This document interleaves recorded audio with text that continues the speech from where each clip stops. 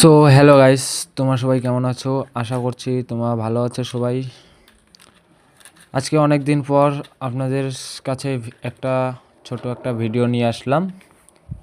ভিডিওটা ভালো লাগলে লাইক, কমেন্ট অ্যান্ড সাবস্ক্রাইব করে দিও। এটা হচ্ছে সামসিং টি গার্ডেন, ওই দূরে হচ্ছে আমার গাড়ি।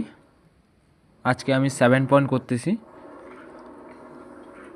তো 7 পয়েন্ট করতে করতে চা বাগানে দাঁড়াইলাম গেস্টদেরকে নিয়ে।